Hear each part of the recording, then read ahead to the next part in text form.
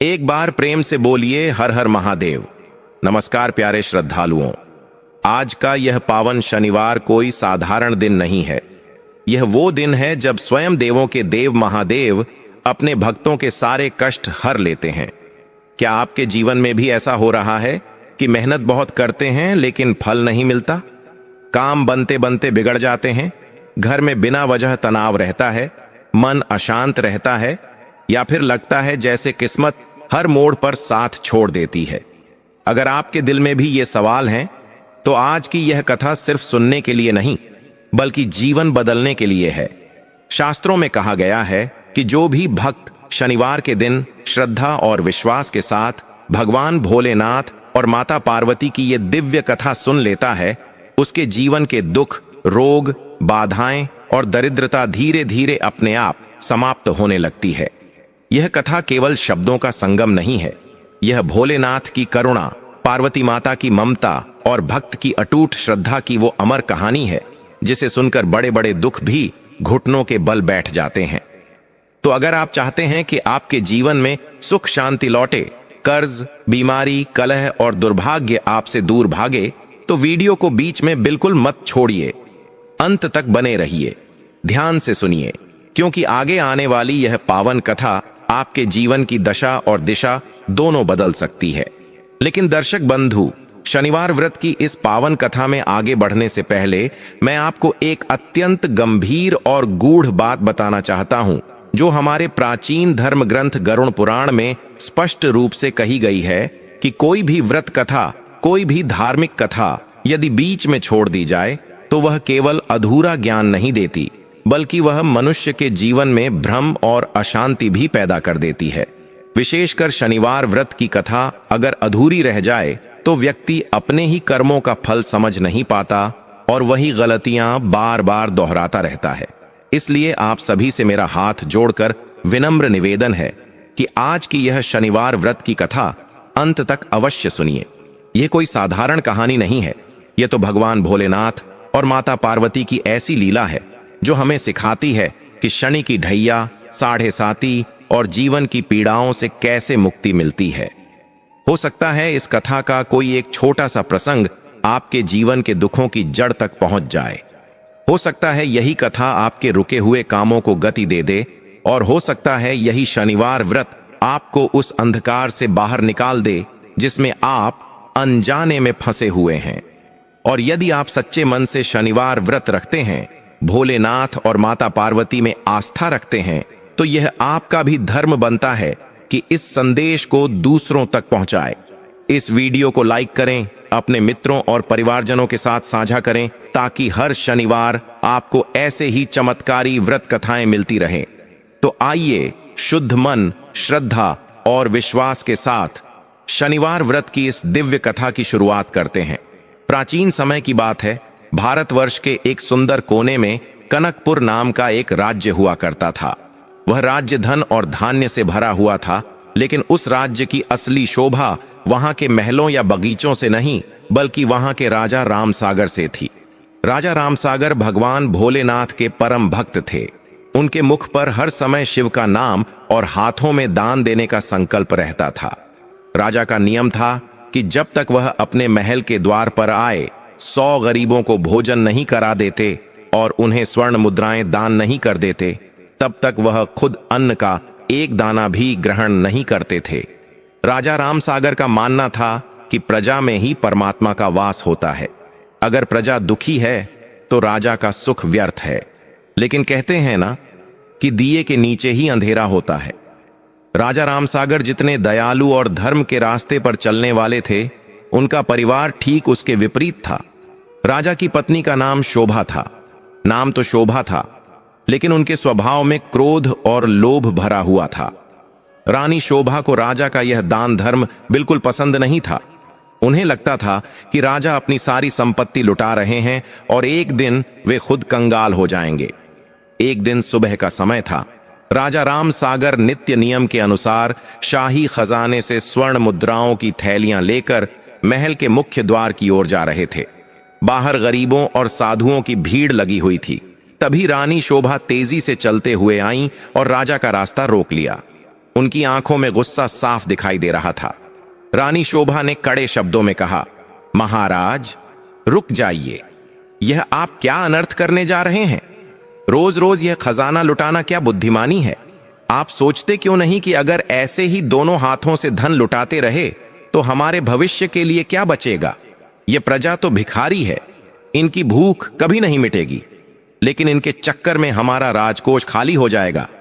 राजा रामसागर ने बड़े ही शांत भाव से रानी की ओर देखा और मुस्कुराते हुए बोले, महारानी, यह धन, यह राज्य, यह सब तो ईश्वर की देन है।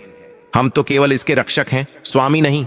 और रही बात भविष्य की, तो जिस भोलेनाथ ने हमें यह जीवन दिया है वही हमारे कल की चिंता भी करेंगे। भूखे को भोजन कराने से जो पुण्य मिलता है वह इस खजाने के सोने से कई गुना ज्यादा कीमती है। रानी शोभा ने झुंझलाते हुए कहा, पुण्य से पेट नहीं भरता महाराज। याद रखिए, जब मुसीबत आती है तो यह भिखारी काम नहीं आते, धन ही काम आता है। आप मेरी बात नहीं मान रहे हैं, लेकिन एक दिन आप बहुत पछताएंगे। राजा ने रानी की बात पर ज्यादा ध्यान नहीं दिया और वे मुस्कुराते हुए द्वार की ओर बढ़ गए। वहां पहुंचकर उन्होंने अपने हाथों से गरीबों को भोजन परोसा और हर जरूरतमंद की झोली में इतना धन डाला कि वे दुआएं देते हुए गए। राजा को ऐसा करते देख उनके मन को जो शांति मिलती थी वह शब्दों में बयान नहीं की जा सकती थी। लेकिन राजा के जीवन का दुख केवल रानी का विरोध नहीं था, उनका एक ही बेटा था, राजकुमार विक्रम। विक्रम न तो राजा की सुनता था और न ही धर्म के काम में उसका मन लगता था। वह स्वभाव से बहुत ही क्रूर और घमंडी था। उसे इस बात का अहंकार था कि वह भविष्य का राजा है। उसी दोपहर की बात है, राजा रामसागर अपने दरबार में बैठे प्रजा की समस्याएं सुन रहे थे। तभी बाहर से रोने और चीखने की आवाजें आने लगीं। राजा ने तुरंत अपने मंत्री को भेजा कि जाकर देखो बाहर क्या हो रहा है। कुछ ही देर में मंत्री एक बूढ़े किसान को लेकर अंदर आए। उस किसान के सिर से खून बह रहा था और कपड़े फटे हुए थे। राजा रामसागर अपने सिंहासन से उठकर तुरंत उस किसान के पास आए और चिंतित होकर पूछा, बाबा, आपकी यह हालत किसने की? हमारे राज्य में किसमें इतना साहस है जो एक बुजुर्ग पर हाथ उठाए? किसान ने रोते हुए हाथ जोड़े और कांपती आवाज में कहा, महाराज, मुझे क्षमा करें, मैं शिकायत नहीं करना चाहता था, लेकिन मेरी मजबूरी है। मैं अपने खेत से अनाज की बोरी लेकर आ रहा था, तभी राजकुमार विक्रम अपने घोड़े पर सवार होकर वहां से गुजरे। मेरा पैर फिसला और मैं रास्ते में गिर गया, जिससे उनका घोड़ा बिदक गया। राजकुमार को इतना गुस्सा आया कि उन्होंने मुझे कोड़ों से पीटा। महाराज, मेरा कसूर बस इतना था कि मैं उनके रास्ते में गिर गया था। यह सुनकर राजा रामसागर का सिर शर्म से झुक गया। जिस प्रजा को वे अपनी संतान की तरह मानते थे, उसी प्रजा को उनका अपना बेटा जानवरों की तरह पीट रहा था। पूरे दरबार में सन्नाटा छा गया। राजा की आंखों में आंसू आ गए। उन्होंने तुरंत राजवैद्य को बुलाकर उस किसान का इलाज करवाया और उसे मुआवजे के रूप में सोने की 100 मोहरें दी। जब किसान चला गया तो राजा रामसागर भारी मन से अपने कक्ष की ओर बढ़े। उनका मन बहुत अशांत था। वे सीधे अपने पूजा घर में गए, जहां भगवान शिव की एक भव्य शिवलिंग स्थापित थी। राजा ने शिवलिंग के सामने माथा टेका और फूट फूट कर रोने लगे। वे बोले, हे प्रभु, हे दीनानाथ, ये कैसी परीक्षा है आपकी? एक तरफ आप मुझे दान और दया का भाव देते हैं और दूसरी तरफ मुझे ऐसा परिवार दिया जो दया शब्द का अर्थ भी नहीं समझता। मेरा बेटा प्रजा पर अत्याचार कर रहा है और मेरी पत्नी धन के मोह में अंधी हो गई है। अगर मेरे बाद यह राज्य मेरे बेटे के हाथ में गया तो वह मेरी भोली प्रजा को बर्बाद कर देगा। भोलेनाथ, मुझे कोई रास्ता दिखाइए, मुझसे अब यह पाप देखा नहीं जाता। राजा की यह करुण पुकार कैलाश पर्वत तक जा पहुंची। भगवान शिव और माता पार्वती, जो अंतर्यामी हैं, वे सब देख और सुन रहे थे। माता पार्वती का हृदय राजा की भक्ति और उसकी पीड़ा देखकर पिघल गया। माता पार्वती ने भगवान शिव से कहा, स्वामी, देखिए, आपका परम भक्त रामसागर कितना दुखी है। वह इतना दानी और धर्मात्मा है, फिर भी उसे अपने ही घर में इतना अपमान और दुख मिल रहा है। उसका बेटा अधर्मी है और पत्नी लोभी। क्या आप अपने भक्त की सुध नहीं लेंगे? आपको उसके कष्टों का निवारण करना होगा प्रभु। भगवान शिव ने मुस्कुराते हुए माता पार्वती की ओर देखा और बोले, देवी, रामसागर मेरा सच्चा भक्त है, इसमें कोई संदेह नहीं, लेकिन सोने को भी कुंदन बनने के लिए आग में तपना पड़ता है। रामसागर का मन तो पवित्र है, लेकिन अभी उसकी असली परीक्षा बाकी है। यह देखना आवश्यक है कि क्या वह अपने धर्म के लिए अपने सबसे प्रिय मोह यानी अपने राज्य और परिवार का त्याग कर सकता है या नहीं। माता पार्वती ने आश्चर्य से पूछा, तो आप क्या करेंगे स्वामी? भगवान शिव ने अपने त्रिनेत्र खोले और गंभीर स्वर में कहा, मैं मृत्युलोक जाऊंगा। मुझे रामसागर की दानवीरता की अंतिम परीक्षा लेनी होगी। अगर वह इस परीक्षा में सफल हुआ तो न केवल उसका जीवन सफल होगा, बल्कि उसका यश तीनों लोकों में गूंजेगा। और अगर वह मोह में फंस गया तो उसे अपने कर्मों का फल भोगना होगा। उधर महल में शाम हो चुकी थी। राजा रामसागर अभी भी शिव जी के ध्यान में लीन थे। उन्हें आभास भी नहीं था कि उनकी पुकार सुन ली गई है और स्वयं महाकाल उनकी परीक्षा लेने के लिए आ रहे हैं। अगले दिन की सुबह कनकपुर के लिए एक सामान्य सुबह नहीं होने वाली थी। एक ऐसी घटना घटने वाली थी जो राजा, रानी और राजकुमार तीनों की किस्मत बदल कर रख देगी। अगली सुबह हमेशा की तरह राजा रामसागर स्नान करके शिव पूजा संपन्न करने के बाद दान देने के लिए महल के बाहर आए। आज भी भीड़ लगी हुई थी। राजा बड़े प्रेम से सबको दान दे रहे थे। तभी भीड़ को चीरते हुए एक तेज और भारी आवाज गूंजी, अलख निरंजन। राजा ने सिर उठाकर देखा। सामने एक अघोरी साधु खड़ा था। उसके माथे पर भस्म लगी थी, आंखों में अंगारों जैसा तेज था और हाथ में एक चिमटा था। वह कोई साधारण साधु नहीं लग रहा था। उसके चेहरे का तेज इतना था कि लोग अपने आप पीछे हट गए और रास्ता बना दिया। यह साधु और कोई नहीं बल्कि स्वयं भगवान शिव थे, जो भेष बदल कर आए थे। राजा रामसागर तुरंत उस साधु के पास गए और उनके चरणों में झुककर प्रणाम किया। राजा ने कहा, महाराज, मेरा सौभाग्य है कि आप मेरे द्वार पर पधारे। आदेश करें मुनिवर, मैं आपकी क्या सेवा कर सकता हूं? आपको भोजन चाहिए, वस्त्र चाहिए या स्वर्ण? आप जो मांगेंगे वह आपको मिलेगा। साधु के रूप में भगवान शिव ने एक विचित्र हंसी हंसी और राजा की आंखों में सीधे देखते हुए बोले, राजन, मैंने सुना है कि तुम बहुत बड़े दानी हो। लोग कहते हैं कि तुम्हारे द्वार से कोई खाली हाथ नहीं जाता, लेकिन मुझे न तो तुम्हारा भोजन चाहिए और न ही तुम्हारे कपड़े। मेरी मांग कुछ ऐसी है जिसे देने में बड़े बड़े राजाओं के हाथ कांप जाते हैं। क्या तुम मेरा मांगा हुआ दान दे पाओगे या मैं खाली हाथ लौट जाऊं? राजा रामसागर का विश्वास डगमगाया नहीं। उन्होंने हाथ जोड़कर कहा, मुनिवर, मेरे पास जो कुछ भी है वह सब ईश्वर का दिया हुआ है। मेरे प्राण भी अगर आप मांगेंगे तो मैं खुशी खुशी दे दूंगा। आप संकोच न करें, मांगिए, आपको क्या चाहिए? साधु ने गंभीर होकर कहा, सोच लो राजन, वचन देकर पीछे हटना क्षत्रिय का धर्म नहीं होता। राजा ने दृढ़ता से कहा, मैं सूर्यवंश की शपथ लेकर कहता हूं, आप जो मांगेंगे मैं दूंगा। तब साधु ने जो कहा उसे सुनकर वहां खड़े सभी दरबारी सिपाही और प्रजाजन सन्न रह गए। साधु ने अपनी उंगली से पूरे महल और राज्य की ओर इशारा करते हुए कहा, राजन, मुझे भिक्षा में यह मुट्ठी भर सोना नहीं चाहिए। मुझे दान में तुम्हारा यह पूरा राज्य, तुम्हारा यह महल, तुम्हारा राजकोष और तुम्हारी सारी संपत्ति चाहिए।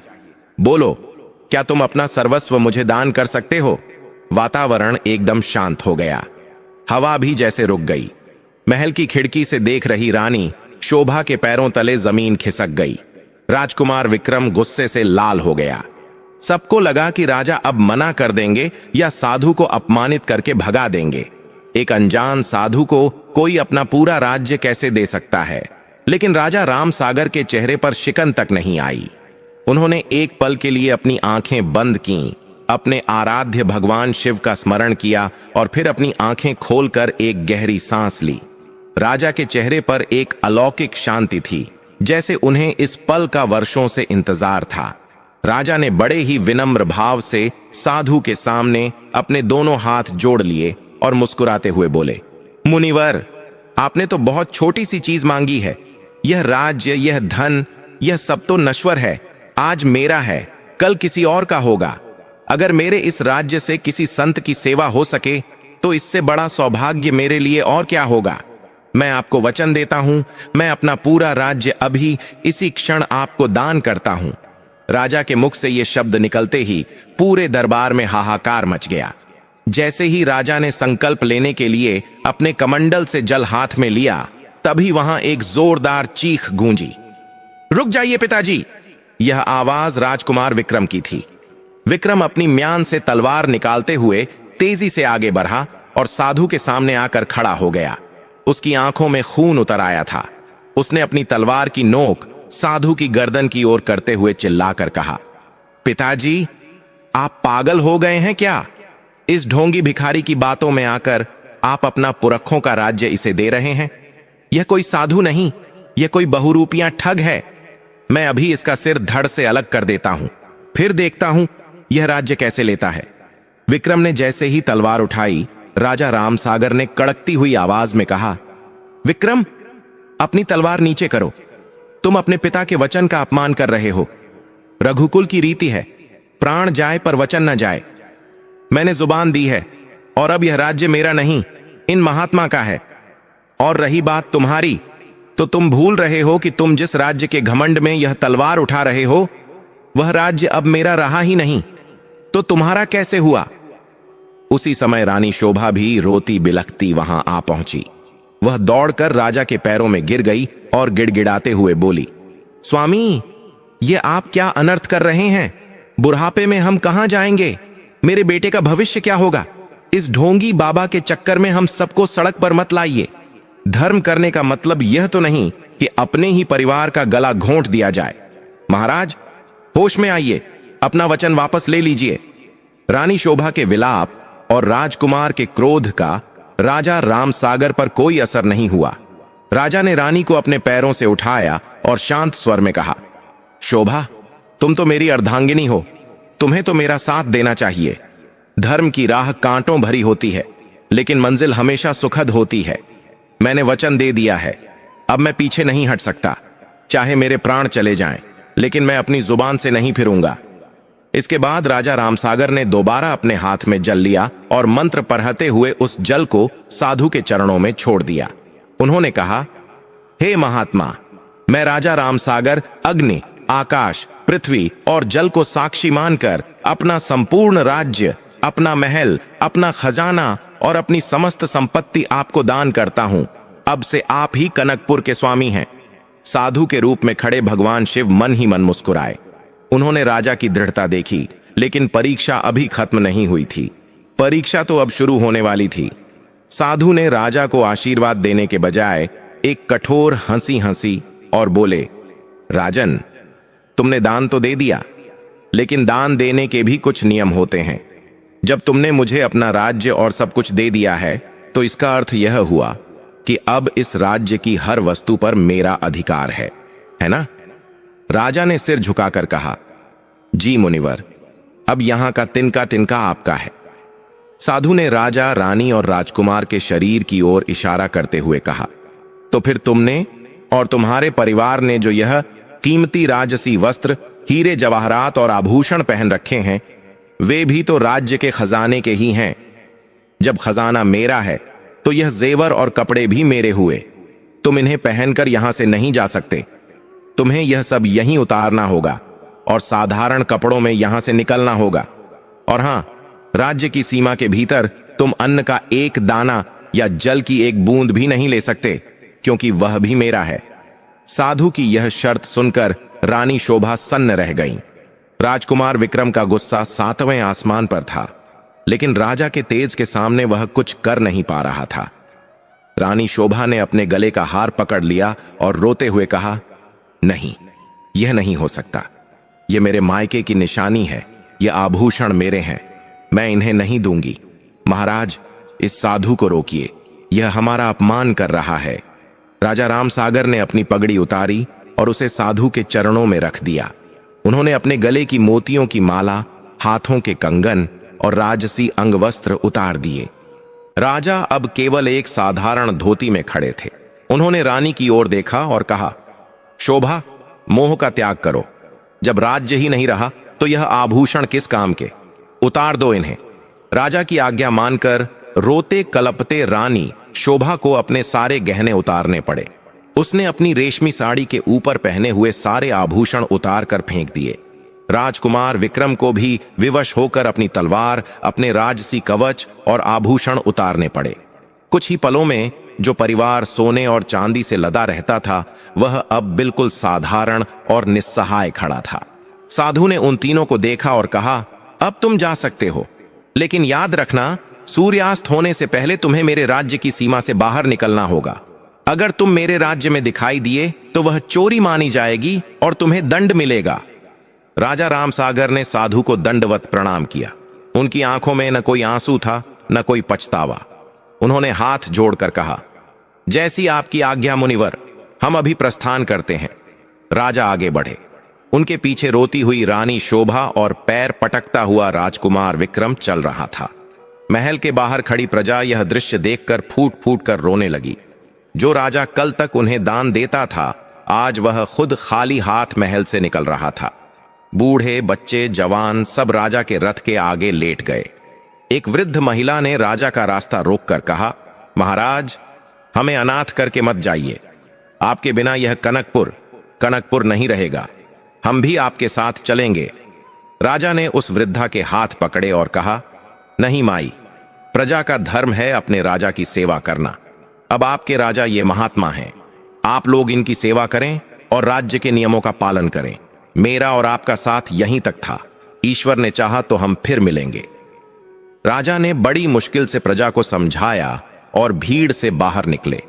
महल का भव्य द्वार, जहां से वे हमेशा हाथी या घोड़े पर सवार होकर निकलते थे, आज उसी द्वार से वे नंगे पैर पैदल निकल रहे थे। दोपहर की तपती धूप थी। पत्थर और कंकड़ पैरों में चुभ रहे थे। रानी शोभा, जिसने कभी फूलों के अलावा किसी चीज पर पैर नहीं रखा था, उसके लिए 2 कदम चलना भी मुश्किल हो रहा था। वे नगर के मुख्य मार्ग से होते हुए राज्य की सीमा की ओर बढ़ रहे थे। लोग अपने घरों की छतों से अपने राजा की यह दुर्दशा देख रहे थे और आंसू बहा रहे थे, लेकिन राजा की नजरें केवल सामने थीं। वे लगातार एयूएम नमः शिवाय का जाप कर रहे थे। चलते चलते कई घंटे बीत गए। नगर पीछे छूट गया और कच्चे रास्ते शुरू हो गए। राजकुमार विक्रम पसीने से लथपथ हो गया था। उसे भूख और प्यास सताने लगी थी। विक्रम ने चिढ़कर कहा, पिताजी, अब और नहीं चला जाता। मुझे प्यास लगी है। कम से कम कहीं से पानी तो मांग लीजिए। हम राजा थे, कोई ना कोई हमें पानी तो दे ही देगा। राजा ने रुककर पीछे देखा। कनकपुर की सीमा अभी भी दिखाई दे रही थी। उन्होंने कहा, नहीं पुत्र, अभी हम कनकपुर की सीमा में हैं। मैंने वचन दिया है कि इस राज्य का जल भी हम ग्रहण नहीं करेंगे। जब तक हम सीमा पार नहीं कर लेते, हमें प्यास बर्दाश्त करनी होगी। रानी शोभा वहीं जमीन पर बैठ गईं और बोली, मुझसे अब 1 कदम भी आगे नहीं बढ़ा जाएगा। मेरे पैरों में छाले पड्डी डीएच गए हैं। हाय, ये कैसा दिन दिखाया भगवान ने। इससे तो अच्छा था कि हम मर जाते। महाराज, आप कितने निर्दयी हैं। अपने ही बेटे और पत्नी को प्यासा मारेंगे क्या? राजा रामसागर का हृदय भी अपने परिवार की हालत देखकर द्रवित हो रहा था, लेकिन वे अपने धर्म से डिग नहीं सकते थे। वे रानी के पास गए और बड़े प्यार से बोले, शोभा, हिम्मत रखो। यह जीवन एक परीक्षा है। सुख और दुख तो आते जाते रहते हैं। बस कुछ दूर और चलना है, फिर हम सीमा पार कर लेंगे। वहां हम पानी भी पी सकेंगे और विश्राम भी कर सकेंगे। उठो, मेरे लिए उठो। राजा के समझाने पर रानी बेमन से उठी और लड़खड़ाते कदमों से फिर चलने लगी। सूरज अब ढलने को था। आकाश में लालिमा छाने लगी थी। पक्षी अपने घोंसलों की ओर लौट रहे थे, लेकिन कनकपुर के राजा का अब कोई घोंसला नहीं था। जैसे तैसे गिरते पड़ते शाम होते होते वे राज्य की सीमा पर पहुंचे। सामने एक घना जंगल था और पीछे उनका अपना राज्य, जो अब उनका नहीं था। राजा ने सीमा पार की और एक पुराने बरगद के पेड़ के नीचे जाकर बैठ गए।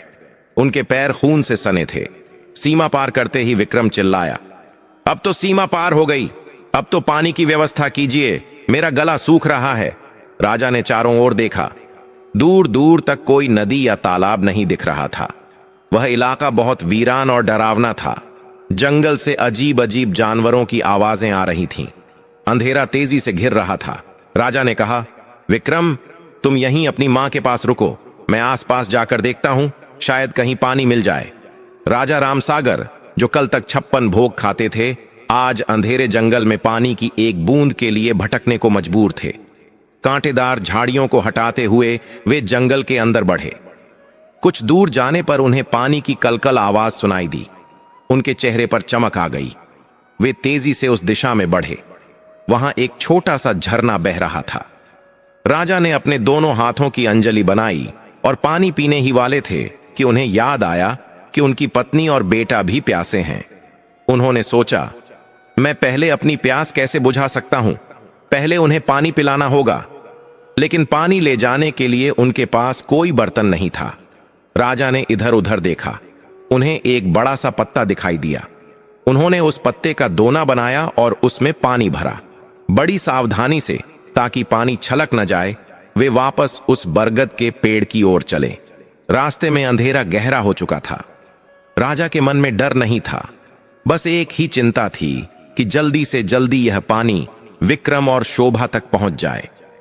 जब वे पेड़ के पास पहुंचे तो उन्होंने देखा कि रानी शोभा और विक्रम एक दूसरे से सटकर डरे हुए बैठे हैं। राजा को देखते ही विक्रम बोला, पानी लाए, जल्दी दीजिए, मैं मरा जा रहा हूं। राजा ने पत्ते का दोना विक्रम की ओर बढ़ाया। विक्रम ने झपट्टा मारकर वह दोना राजा के हाथ से छीनना चाहा। उसी हड्डबड्डी में विक्रम का हाथ जोर से राजा के हाथ से टकराया और पत्ते का सारा पानी जमीन पर गिर गया। मिट्टी ने पल भर में सारा पानी सोख लिया। विक्रम हताश होकर चिल्लाया, यह क्या किया आपने? इतना सा काम भी आप ठीक से नहीं कर सकते? अब मैं पूरी रात प्यासा कैसे रहूंगा? रानी शोभा भी रोने लगी। मेरी किस्मत ही फूट गई है। भूख से पेट में आग लगी है और प्यास से कंठ सूखा जा रहा है। राजा रामसागर चुपचाप खड़े होकर उस गीली मिट्टी को देखते रहे। उनकी आंखों में आंसू आ गए।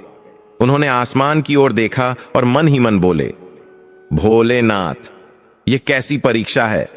मुझे भूखा रख लो, लेकिन मेरे बच्चों को तो इतना कष्ट मत दो।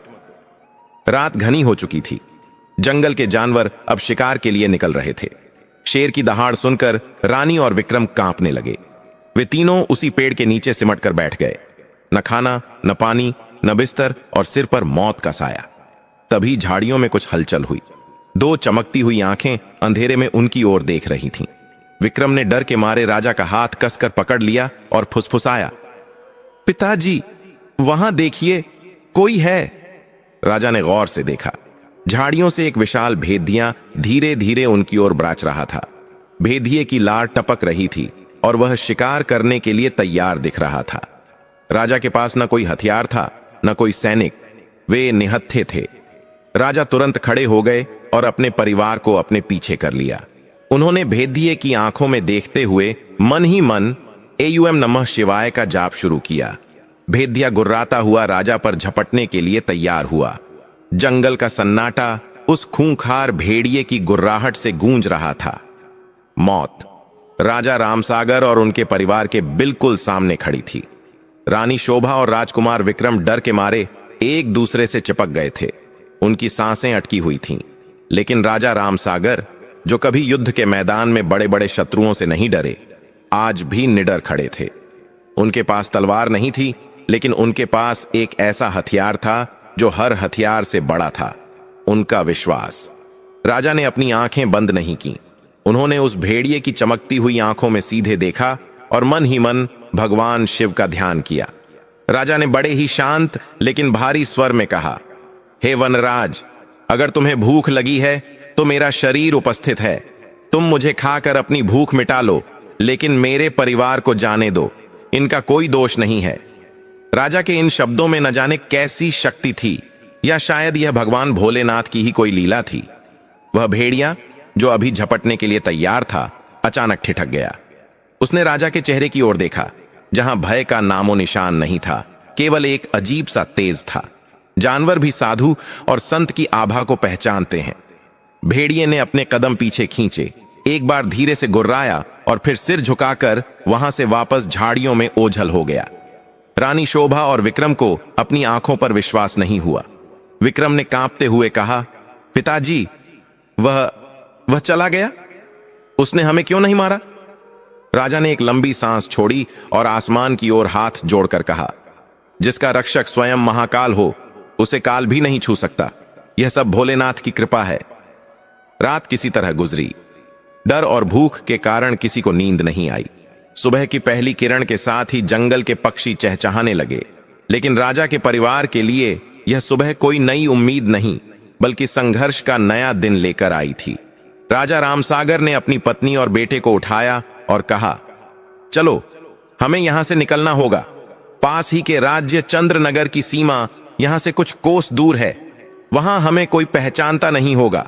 हम वहां कोई काम करके अपना पेट पाल सकेंगे। काम? रानी शोभा ने हैरानी से पूछा। महाराज, आप काम करेंगे? आपने जीवन भर राज किया है, आप मजदूरी कैसे करेंगे? राजा ने फीकी मुस्कान के साथ कहा। रानी, समय सबसे बड़ा राजा होता है। कल हम दाता थे, आज हम भिक्षुक की स्थिति में हैं। पेट भरने के लिए मेहनत करना कोई शर्म की बात नहीं है। वे तीनों फिर से चलने लगे। भूख से उनकी हालत खराब थी। चलते चलते दोपहर हो गई। रास्ते में एक छोटा सा गांव आया। गांव के घरों से भोजन पकने की खुशबू आ रही थी। यह खुशबू राजकुमार विक्रम के लिए असहनीय हो गई। विक्रम एक घर के सामने रुक गया और चिल्लाया, ए घर वालों, बाहर आओ, हमें भूख लगी है, कुछ खाने को लाओ। विक्रम की आवाज में अभी भी वही राजसी अहंकार था। उसे लग रहा था कि वह अभी भी राजकुमार है और लोग उसका हुक्म मानेंगे। दरवाजा खुला और एक ग्रामीण महिला बाहर आई। उसने इन तीनों की हालत देखी, फटे हुए कपड़े, धूल से सने चेहरे और बिखरे बाल। महिला ने गुस्से में कहा, अरे ओ भिखारी, ये क्या चिल्ला रहा है? भीख मांगनी है तो तमीज से मांग, राजा की तरह हुक्म क्यों चला रहा है? भिखारी? विक्रम का चेहरा गुस्से से लाल हो गया। वह आगे बढ़ने ही वाला था कि राजा ने उसका हाथ पकड़ लिया। राजा रामसागर ने आगे बढ़कर उस महिला के सामने हाथ जोड़े और सिर झुकाकर विनम्रता से कहा, मां, हमें क्षमा कर दीजिए। मेरा बेटा ना समझ है, भूख ने इसे बावला कर दिया है। हम परदेसी हैं और 2 दिन से भूखे हैं।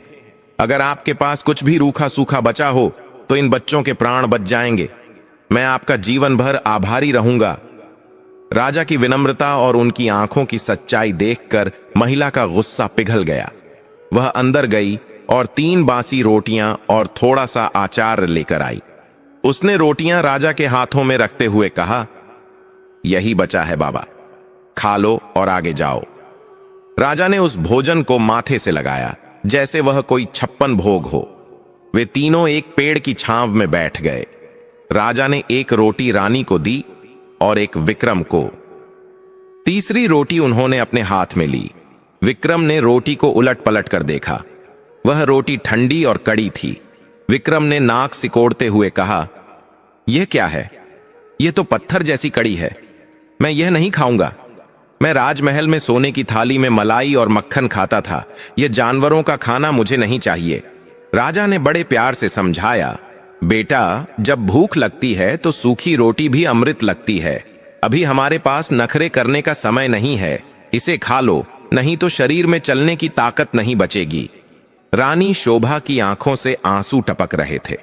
जिस बेटे को उसने कभी जमीन पर पैर नहीं रखने दिया, आज वह सड़क किनारे बैठकर बासी रोटी खा रहा था। भूख के आगे हार मानकर विक्रम ने भी वह रोटी खानी शुरू की। रोटी गले से नीचे नहीं उतर रही थी। उसे पानी की जरूरत थी, लेकिन पास में पानी भी नहीं था। किसी तरह आंसुओं के साथ उन्होंने वह भोजन निगला। शाम होते होते वे चंद्रनगर पहुंच गए। चंद्रनगर एक बड़ा और व्यस्त शहर था। बड़ी बड़ी इमारतें, बाजार में भीड़ भाड़ और सड़कों पर रथ और घोड़े। इस चकाचौंध को देखकर उन्हें अपना कनकपुर याद आ गया। रात हो चुकी थी, रहने के लिए कोई जगह नहीं थी। राजा ने एक धर्मशाला में शरण मांगी, लेकिन वहां के मैनेजर ने उनके फटे कपड़े देखकर उन्हें भगा दिया। हारकर उन्होंने एक मंदिर की सीढ़ियों के नीचे जगह ढूंढी। संगमरमर की ठंडी सीढ़ियों पर लेटते ही रानी शोभा सिसक सिसक कर रोने लगी। महाराज, यह कैसा न्याय है? हमने जीवन भर धर्म किया, पूजा की और बदले में हमें यह सड़क मिली। क्या भगवान को हम पर दया नहीं आती? रानी ने रोते हुए पूछा। राजा ने रानी के सिर पर हाथ फेरा और कहा, शोभा, सोने को जेवर बनने के लिए हथौड़े की चोट सहनी पड़ती है। भगवान हमारी परीक्षा ले रहे हैं। अगर हम टूट गए तो हम हार जाएंगे। विश्वास रखो, यह अंधेरी रात भी बीतेगी। अगली सुबह राजा के सामने सबसे बड़ी चुनौती थी, पेट भरने के लिए धन कमाना। राजा रामसागर ने विक्रम से कहा, बेटा, तुम अपनी मां के पास यहीं मंदिर पर रुको। मैं बाजार जाकर देखता हूं, शायद कोई काम मिल जाए। राजा बाजार में गए। वे हर दुकान पर जाकर काम मांग रहे थे। सेठ जी, कोई काम मिलेगा? राजा ने एक व्यापारी से पूछा। सेठ ने राजा के कोमल हाथों और कमजोर शरीर को देखकर कहा, बाबा, तुम क्या काम करोगे? तुम तो खुद बीमार लग रहे हो। यहां भारी वजन उठाने का काम है, तुमसे नहीं होगा। जाओ कहीं और देखो। राजा कई दुकानों पर गए, लेकिन हर जगह से उन्हें दुत्कार मिली। किसी को विश्वास नहीं हो रहा था कि यह बुजुर्ग जैसा दिखने वाला व्यक्ति कोई भारी काम कर सकता है। दोपहर हो गई। राजा निराश होकर एक चौराहे पर खड़े थे। तभी उन्हें एक लकड़ी की टाल, लकड़ी का गोदाम दिखाई दी। वहां एक हट्टा कट्टा ठेकेदार मजदूरों पर चिल्ला रहा था। राजा वहां गए और बोले, भैया, मुझे कोई काम दे दो, मैं बहुत जरूरतमंद हूं। ठेकेदार ने राजा को ऊपर से नीचे तक देखा और हंसते हुए बोला, अरे ओ बूढ़े, यहां लकड़ियां फाड़नी पड़ती हैं, कुल्हाड़ी उठानी पड़ती है, तेरे बस का नहीं है। जा मंदिर के बाहर बैठकर भीख मांग, वही तेरा काम है। राजा के स्वाभिमान को चोट लगी, लेकिन उन्होंने हार नहीं मानी। उन्होंने कहा, भैया, आप एक बार मौका देकर देखिए। अगर मैंने काम ठीक से नहीं किया तो मुझे पैसे मत देना, लेकिन मुझे काम दे दीजिए। राजा की जिद देखकर ठेकेदार ने एक भारी कुल्हाड़ी उनकी ओर फेंकी और कहा, ठीक है, वह सामने लकड़ियों का ढेर पड़ा है। शाम तक अगर तुमने वह सारी लकड़ियां फाड़ दी तो तुम्हें 5 चांदी के सिक्के मिलेंगे, और अगर नहीं कर पाए तो एक भी पैसा नहीं मिलेगा, और दोबारा यहां शक्ल मत दिखाना। राजा ने कांपते हाथों से वह भारी कुल्हाड़ी उठाई। उन्होंने जीवन में कभी तलवार के अलावा कुछ नहीं उठाया था। कुल्हाड़ी का वजन उनके कंधों पर पहाड़ जैसा लग रहा था, लेकिन उन्हें अपनी पत्नी और बेटे का भूखा चेहरा याद आया। राजा ने AUM नमः शिवाय का नाम लिया और कुल्हाड़ी चलाई। पहली ही चोट में उनके हाथों में झंझनाहट हुई। उनकी हथेलियां, जो फूलों की तरह कोमल थीं, छिल गईं, लेकिन राजा रुके नहीं। वे लगातार लकड़ियां फाड़ते रहे। दोपहर की धूप अब आग बरसा रही थी। पसीने से राजा के कपड़े भीग चुके थे, सांस फूल रही थी और आंखों के आगे अंधेरा छा रहा था। हर चोट के साथ उनके मुंह से हे शिव निकलता था। उनके हाथों में छाले पड़ गए और फिर वे छाले फूटकर खून बहने लगा। कुल्हाड़ी का हत्था उनके खून से लाल हो गया, लेकिन राजा ने रुकने का नाम नहीं लिया।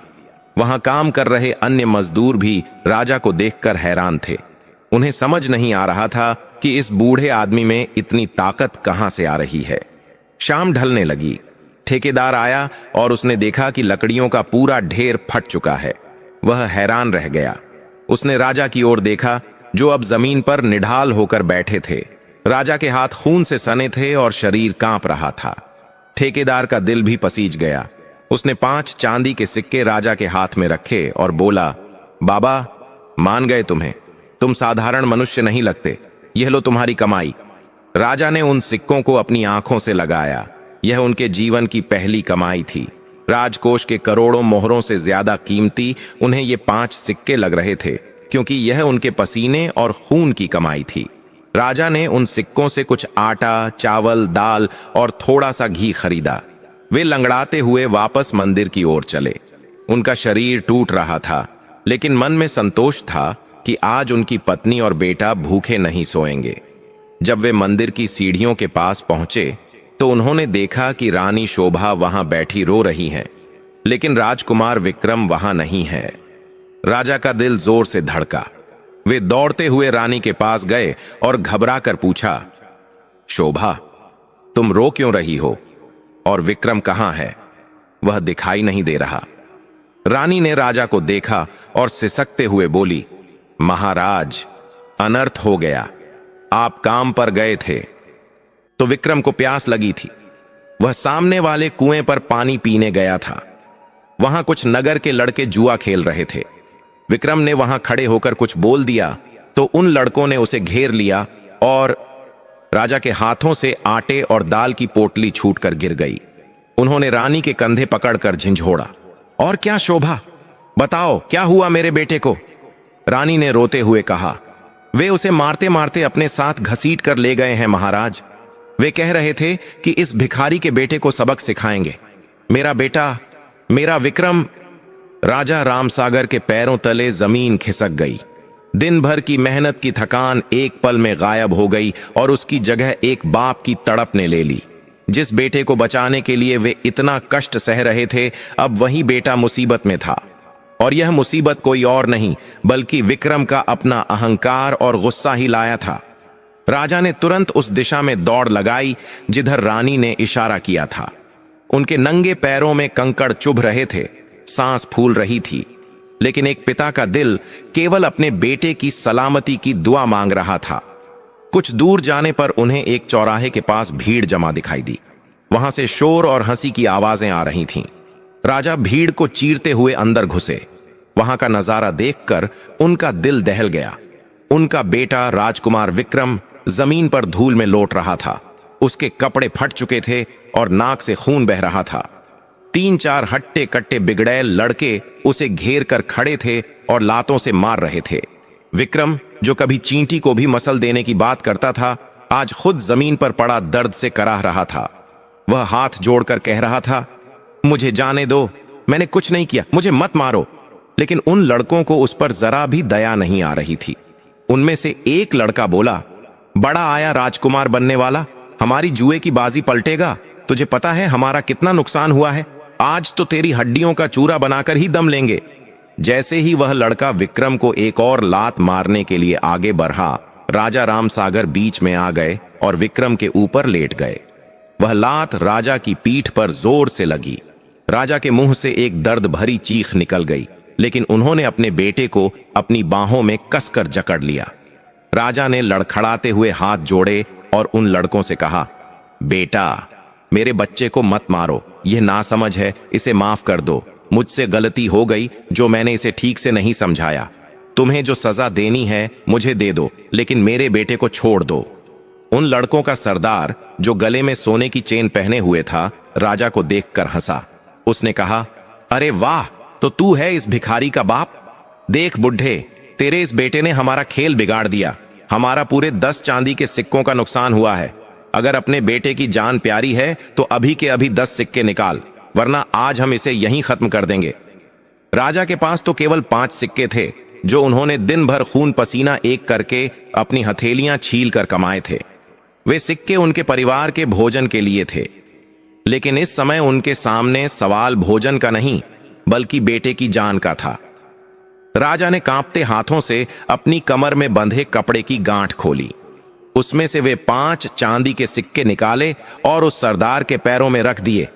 राजा ने गिड़गिड़ाते हुए कहा, बेटा, मेरे पास बस यही 5 सिक्के हैं। मैंने दिन भर लकड़ियां फाड़कर ये कमाए हैं, तुम इन्हें रख लो। बाकी के 5 सिक्के 5 मैं तुम्हें कल कमाकर दे दूंगा, लेकिन मेरे बेटे को जाने दो, मैं तुम्हारे पैर पड़ता हूं। राजा रामसागर, जो कभी हीरे मोतियों का दान करते थे, आज अपने ही बेटे की जान की भीख मांगते हुए गुंडों के पैरों में गिर पड़े। सरदार ने उन 5 सिक्कों को उठाया, उन्हें दांतों से परख कर देखा और हंसते हुए बोला, चल ठीक है बुढ़े, तेरी हालत देखकर दया आ गई, लेकिन अपने इस पागल बेटे को समझा देना कि दोबारा इस इलाके में न दिखे। आज तो 5 सिक्कों में जान बच गई, अगली बार नहीं बचेगी। वे लड़के वहां से हंसते हुए चले गए। भीड़ भी तमाशबीन बनकर वहां से छंट गई। राजा ने तुरंत विक्रम को उठाया। विक्रम दर्द से रो रहा था। राजा ने अपनी धोती का किनारा फाड़ा और विक्रम के बहते हुए खून को पोंछा। उन्होंने उसे सहारा देकर खड़ा किया। विक्रम ने गुस्से और दर्द में झल्लाते हुए कहा, पिताजी, आपने उन्हें पैसे क्यों दिए? वे मेरी जान नहीं लेते, बस डरा रहे थे। अब हम क्या खाएंगे? वह तो हमारे खाने के पैसे थे। राजा ने विक्रम के गाल पर हल्का सा हाथ फेरा और भारी आवाज में बोले, बेटा, धन तो फिर कमाया जा सकता है, लेकिन अगर तुम्हें कुछ हो जाता तो मैं जी नहीं पाता। पैसा जीवन से बढ़कर नहीं होता। चलो, मां इंतजार कर रही है। वे दोनों लड़खड़ाते हुए वापस मंदिर की सीढ़ियों तक पहुंचे। रानी शोभा उन्हें देखते ही दौड़कर आईं। विक्रम की हालत देखकर रानी का कलेजा मुंह को आ गया। उन्होंने आंचल से विक्रम का चेहरा साफ किया और राजा की ओर आशा भरी नजरों से देखा। रानी ने धीमे स्वर में पूछा, महाराज, आप तो कह रहे थे कि आपने कुछ कमाया है, खाना कहां है? विक्रम की यह हालत और भोजन। राजा ने नजरें झुका लीं और खाली हाथ दिखा दिए। उन्होंने कहा, शोभा, आज नियति ने हमारे साथ क्रूर खेल खेला। मैंने जो कमाया था वह विक्रम की जान बचाने में चला गया। आज फिर हमें भूखा ही सोना होगा। रानी शोभा वहीं पत्थर पर बैठ गईं। न गुस्सा न शिकायत, बस एक गहरी निराशा। उस रात कनकपुर का शाही परिवार मंदिर की ठंडी सीढ़ियों पर भूखा सोया। विक्रम दर्द से कराहता रहा, रानी सिसकती रही और राजा आसमान की ओर देखकर पूरी रात जागते रहे। अगली सुबह का सूरज एक नई मुसीबत लेकर आया। अत्यधिक मेहनत, भूख और कल की मार के कारण राजा रामसागर का शरीर बुरी तरह टूट चुका था। जैसे ही उन्होंने उठने की कोशिश की, उनके शरीर ने जवाब दे दिया। उन्हें तेज बुखार था और पूरा बदन आग की तरह तप रहा था। वे उठने की कोशिश करते लेकिन चक्कर खाकर गिर पड़ते। रानी शोभा ने घबराकर राजा का माथा छुआ। वह तवे की तरह जल रहा था। महाराज, आपको तो बहुत तेज बुखार है, आप उठिए मत, रानी ने चिंता से कहा। राजा ने कमजोर आवाज में कहा, नहीं शोभा, मुझे उठना होगा। अगर आज काम पर नहीं गया तो तुम लोग खाओगे क्या? विक्रम कल से भूखा है, उसकी चोट को दवा की जरूरत है, मुझे जाना होगा। राजा ने फिर उठने की कोशिश की, लेकिन इस बार वे बेहोश होकर गिर पड़े। रानी शोभा रोने लगी। विक्रम, जो अब तक केवल अपनी अकड़ में रहता था, अपने पिता की यह हालत देखकर सहम गया। पहली बार उसे एहसास हुआ कि उसके पिता उसके लिए क्या क्या सह रहे हैं। रानी शोभा ने अपने आंसू पोंछे और खड़ी हो गईं।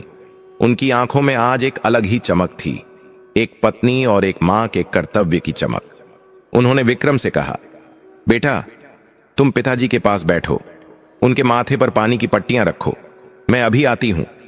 विक्रम ने हैरान होकर पूछा, मां, तुम कहां जा रही हो? रानी ने अपनी फटी हुई साड़ी को ठीक किया और दृढ़ता से बोली, तुम्हारे पिताजी ने हमारे लिए बहुत कष्ट सहे हैं, अब मेरी बारी है, मैं काम ढूंढने जा रही हूं। विक्रम चिल्लाया, काम? तुम महारानी हो मां, तुम लोगों के घर बर्तन मांजोगी? नहीं, यह नहीं हो सकता, हमारी नाक कट जाएगी। रानी ने विक्रम को डांटते हुए कहा, नाक तब कटती है बेटा जब हम चोरी करते हैं या किसी का बुरा करते हैं। अपने परिवार का पेट भरने के लिए मेहनत करने में कोई शर्म नहीं। चुपचाप यहां बैठो और पिताजी का ध्यान रखो। रानी शोभा, जिन्होंने कभी महल की दहलीज के बाहर कदम नहीं रखा था, आज काम की तलाश में चंद्रनगर की गलियों में निकल पड़ी। हर कदम पर उन्हें डर लग रहा था। लोगों की घूरती निगाहें उन्हें चुभ रही थीं, लेकिन पति और बेटे का भूखा चेहरा उन्हें आगे बढ़ने की हिम्मत दे रहा था। वे एक बड़े से हवेली नुमा घर के सामने पहुंची। यह घर शहर के सबसे अमीर व्यापारी सेठ धनीराम का था। रानी ने डरते डरते दरवाजा खटखटाया। दरवाजा खुला और एक भारी भरकम महिला बाहर आई। वह सेठानी थी, जिसके शरीर पर सोने के गहने लदे थे और जुबान में जहर था। उसने रानी को ऊपर से नीचे तक देखा और कड़वी आवाज में बोली, क्या चाहिए? भीख मांगनी है तो आगे जाओ, यहां रोज रोज भिखारियों का मेला लगा रहता है। रानी शोभा ने हाथ जोड़कर अपनी आंखों में आंसू रोकते हुए कहा, नहीं मां जी, मैं भीख मांगने नहीं आई, मैं काम मांग रही हूं। मेरे पति बहुत बीमार हैं और बेटा भूखा है। मैं कोई भी काम कर लूंगी, बस मुझे काम दे दीजिए। सेठानी ने रानी के चेहरे की सुंदरता और उसके बात करने का सलीका देखा। उसे लगा कि यह कोई कुलीन घर की स्त्री लगती है जो वक्त की मारी है। सस्ती नौकरानी मिलने का लालच सेठानी के मन में आ गया। सेठानी ने नाक सिकोड़ते हुए कहा, देख, काम तो है, घर के सारे बर्तन मांजने होंगे, कपड़े धोने होंगे और पूरे आंगन में झाड़ू पोंछा करना होगा, लेकिन नखरे नहीं चलेंगे। काम पूरा होगा तभी खाना और 2 पैसे मिलेंगे। बोल, मंजूर है? रानी शोभा, जिसने कभी एक तिनका नहीं उठाया था, उसके लिए यह काम पहाड़ जैसा था, लेकिन कोई और रास्ता नहीं था। उसने सिर झुकाकर कहा, जी, मुझे मंजूर है। सेठानी ने उसे अंदर बुलाया और झूठे बर्तनों का एक पहाड़ जैसा ढेर दिखा दिया। ये सारे बर्तन साफ कर दे, फिर कपड़े धोने हैं, सेठानी ने हुक्म दिया। रानी कुएं पर बैठकर बर्तन मांजने लगी। राख और मिट्टी से उनके कोमल हाथ छिलने लगे। कमर में दर्द होने लगा। आंखों से आंसू बहकर बर्तनों पर गिर रहे थे। हर बर्तन मांजते समय उन्हें अपने महल की याद आती थी, जहां दासियां उनके इशारे पर दौड़ती थीं। लेकिन आज वही रानी दूसरों की जूठन साफ कर रही थी। दोपहर हो गई। रानी काम करते करते थक कर चूर हो गई थी। उन्हें चक्कर आ रहे थे क्योंकि उन्होंने भी 2 दिन से कुछ नहीं खाया था। तभी सेठानी वहां आई। उसके हाथ में एक कीमती कांच का फूलदान था। वह रानी को कुछ और काम बताने आई थी। रानी हड़बड़ी में खड़ी हुई तो उनका पैर उनकी ही साड़ी में उलझ गया। वे संभलने के लिए सेठानी की ओर झुकीं और अनजाने में उनका हाथ उस फूलदान से टकरा गया। छपाक! कीमती फूलदान जमीन पर गिरकर चकनाचूर हो गया। सन्नाटा छा गया। सेठानी का चेहरा गुस्से से लाल हो गया। वह चिल्लाई, हाय, मेरा परदेश से मंगवाया हुआ फूलदान! अरे कलमुही, तू काम करने आई है या मेरा नुकसान करने? इसकी कीमत जानती है तू? तेरा पूरा खानदान बिक जाएगा तो भी इसकी कीमत नहीं चुका पाएगा। रानी शोभा डर के मारे कांपने लगी। उन्होंने हाथ जोड़कर रोते हुए कहा, क्षमा कर दीजिए मालकिन, मुझसे गलती हो गई, मुझे चक्कर आ गया था। सेठानी ने रानी के बाल पकड़ लिए और झकझोरते हुए बोली, चक्कर आ गया था? अभी तेरा चक्कर मैं ठीक करती हूं। अब तू यहां से तब तक नहीं जाएगी जब तक मेरे नुकसान की भरपाई नहीं करती। और सुन, आज की मजदूरी तो भूल जा, तुझे एक भी पैसा नहीं मिलेगा। रानी फूट फूट कर रोने लगी।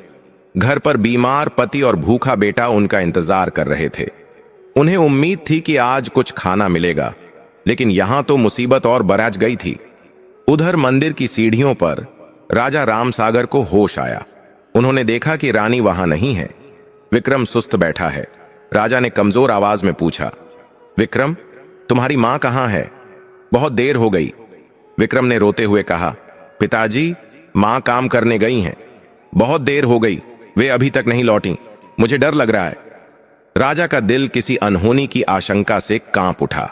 बीमार शरीर के साथ वे उठे और दीवार का सहारा लेकर खड़े हुए।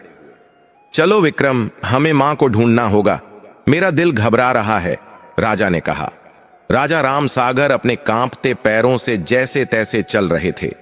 बुखार से उनका शरीर तप रहा था और आंखों के सामने अंधेरा छा रहा था, लेकिन पत्नी के लिए उनकी चिंता उन्हें गिरने नहीं दे रही थी। विक्रम ने अपने पिता का हाथ कसकर पकड़ रखा था और उन्हें सहारा दे रहा था। वे दोनों चंद्रनगर की अनजान गलियों में भटक रहे थे। राजा हर आते जाते व्यक्ति से पागलों की तरह पूछ रहे थे, भैया, क्या आपने किसी महिला को देखा है जिसने फटी हुई साड़ी पहनी हो? वह मेरी पत्नी है, वह काम ढूंढने निकली थी। ज्यादातर लोग उन्हें नजरअंदाज कर आगे बढ़ जाते, कुछ उन्हें धक्के मारकर हटा देते। चंद्रनगर के पत्थर दिल लोगों के पास भिखारियों की बातें सुनने का वक्त नहीं था। चलते चलते वे एक आलीशान हवेली के सामने पहुंचे। यह वही सेठ धनीराम का घर था। तभी हवेली के अंदर से किसी स्त्री के रोने और चिल्लाने की आवाज आई, मुझे जाने दो, मेरे पति बीमार हैं, मेरा बेटा भूखा है, मुझे जाने दो। राजा रामसागर के कानों में यह आवाज पिघले हुए शीशे की तरह उतरी। यह आवाज रानी शोभा की ही थी। राजा ने विक्रम की ओर देखा और कहा, विक्रम, यह तुम्हारी मां की आवाज है, वह इसी घर में है, जरूर वह किसी मुसीबत में है। राजा ने अपनी सारी बची खुची ताकत जुटाई और उस हवेली के विशाल द्वार की ओर दौड़े। विक्रम भी उनके पीछे भागा। द्वार पर खड़े पहरेदारों ने उन्हें रोका। पहरेदार ने भाला अड़ाते हुए कहा, ए भिखारी, कहां घुसा जा रहा है? यह सेठ धनीराम की हवेली है, यहां तेरे जैसों का काम नहीं है। राजा ने हाथ जोड़कर हांफते हुए कहा, भाई, मुझे अंदर जाने दो, मेरी पत्नी अंदर है, वह रो रही है, मुझे उससे मिलना है। तभी अंदर से फिर चीख सुनाई दी। राजा से रहा नहीं गया। उन्होंने एक झटके में पहरेदार को धक्का दिया और शोभा शोभा चिल्लाते हुए अंदर आंगन में घुस गए। विक्रम भी उनके पीछे अंदर आ गया। आंगन का दृश्य देखकर राजा का दिल टूट गया। रानी शोभा जमीन पर पड़ी थीं, उनके बाल बिखरे हुए थे और गाल पर थप्पड़ का निशान था। सेठानी, जो गुस्से में लाल थी, हाथ में एक डंडा लेकर खड़ी थी। राजा दौड़कर रानी के पास गए और उन्हें अपनी बाहों में भर लिया। शोभा, यह क्या हालत बना रखी है? किसने तुम्हें मारा? राजा ने रोते हुए पूछा। रानी अपने पति को देखकर उनसे लिपट गईं और फूट फूट कर रोने लगीं। महाराज, मुझे बचा लीजिए, मुझसे गलती से इनका फूलदान टूट गया। अब ये मुझे जाने नहीं दे रही, ये मुझे मार रही हैं। राजा ने गुस्से और दुख भरी नजरों से सेठानी की ओर देखा। उन्होंने कहा, मां जी, आप एक स्त्री होकर दूसरी स्त्री पर इतना अत्याचार कैसे कर सकती हैं? अगर इससे कोई गलती हुई है तो उसे माफ कर दीजिए। हम गरीब जरूर हैं, लेकिन बेईमान नहीं। हम आपका नुकसान पूरा कर देंगे, लेकिन मेरी पत्नी को जाने दीजिए। सेठानी ने एक क्रूर हंसी हंसी और बोली, बड़ा आया नुकसान पूरा करने वाला।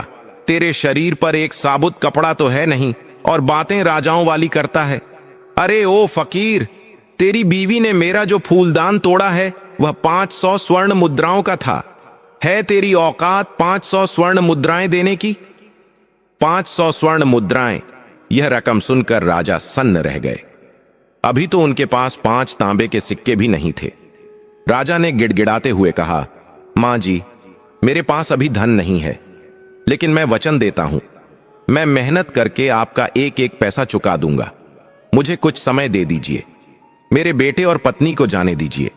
सेठानी ने डंडा जमीन पर पटका और चिल्लाई, उधार मोहब्बत की कैंची है, मैं किसी का उधार नहीं रखती। और रही बात जाने की, तो सुन ले, जब तक मेरे 500 स्वर्ण मुद्राएं मेरे हाथ में नहीं आती, तेरी यह बीवी मेरी दासी बनकर रहेगी।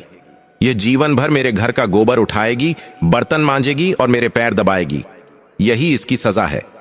विक्रम गुस्से से आगे बढ़ा, खबरदार, जो मेरी मां को हाथ लगाया, मैं तुम सबको देख लूंगा। सेठानी ने ताली बजाई और तुरंत 4 हट्टे कट्टे पहलवान वहां आ गए। सेठानी ने इशारा करते हुए कहा, इन दोनों भिखारियों को धक्के मारकर बाहर निकाल दो, और अगर दोबारा यहां दिखे तो इनकी हड्डियां तोड़ देना। पहलवानों ने राजा रामसागर और विक्रम को पकड़ लिया। राजा ने बहुत संघर्ष किया। नहीं, शोभा को छोड़ दो, शोभा, राजा चिल्लाते रहे। रानी शोभा ने अपना हाथ आगे बढ़ाया, स्वामी विक्रम, मुझे मत छोड़ना। लेकिन उन निर्दयी पहलवानों ने राजा और विक्रम को घसीटते हुए मुख्य द्वार तक ले जाकर बाहर सड़क पर फेंक दिया और जोर से दरवाजा बंद कर दिया। धड़ाम! दरवाजा बंद होते ही रानी की आवाज भी दब गई। राजा रामसागर सड़क की धूल में पड़े थे। उनका शरीर, जो पहले से ही बुखार से तप रहा था, इस सदमे को बर्दाश्त नहीं कर पाया। वे वहीं धूल में अपना सिर पटक कर रोने लगे। भोलेनाथ, यह तूने क्या किया? मेरा राज लिया, मेरा धन लिया, मेरा सम्मान लिया। यहां तक तो ठीक था, लेकिन अब मेरी पत्नी भी छीन ली। एक पति के सामने उसकी पत्नी को दासी बना लिया गया और मैं कुछ न कर सका। धिक्कार है मेरे जीने पर, धिक्कार है। राजा का विलाप सुनकर पत्थर भी पिघल जाएं, लेकिन उस हवेली का दरवाजा नहीं खुला। विक्रम, जो हमेशा अपने पिता को कोसता रहता था, आज अपने पिता को इस तरह टूटते देख सन्न रह गया। वह राजा के पास बैठा और उनके कंधे पर हाथ रखा।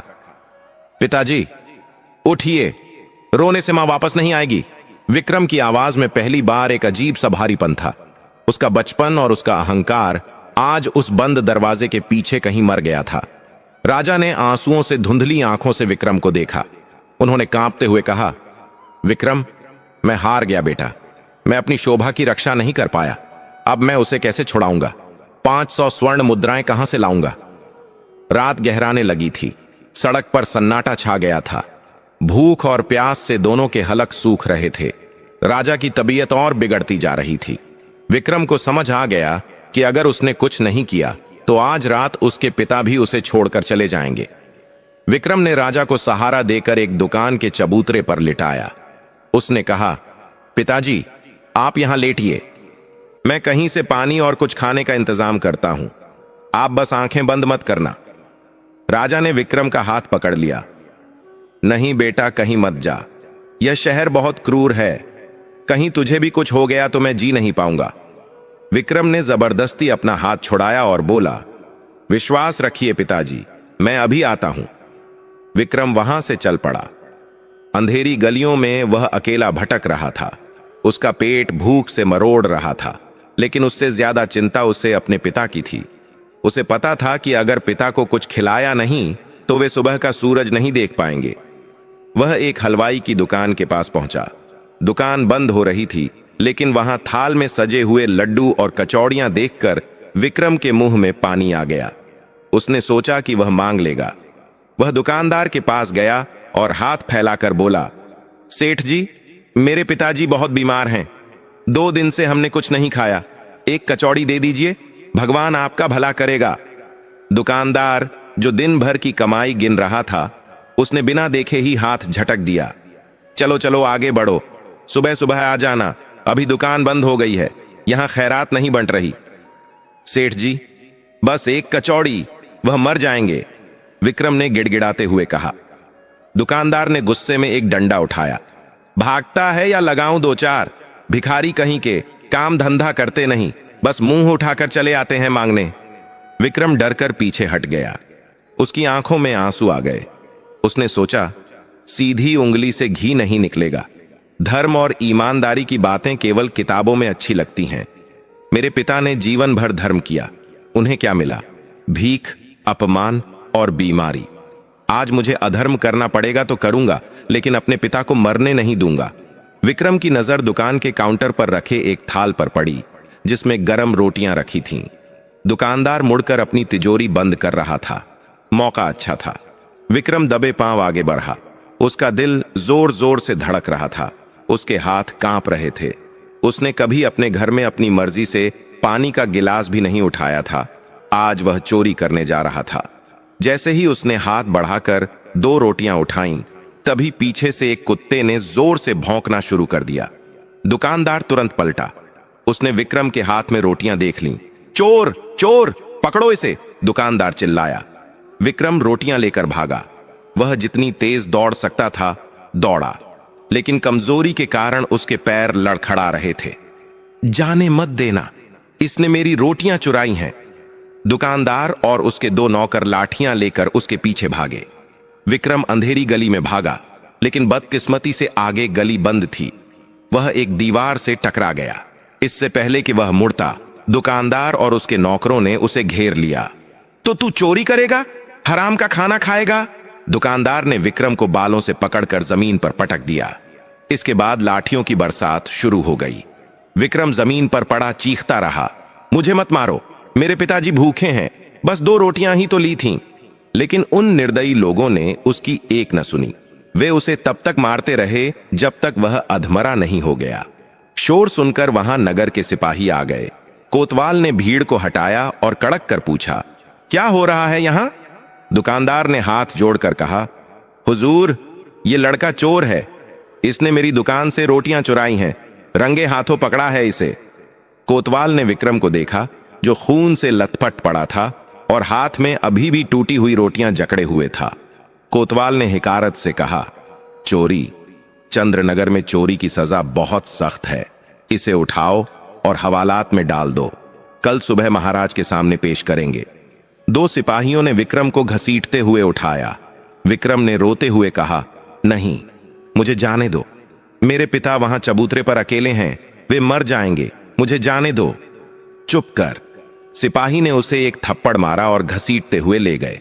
उधर चबूतरे पर लेटे राजा रामसागर विक्रम का इंतजार कर रहे थे। एक एक पल एक एक युग जैसा बीत रहा था।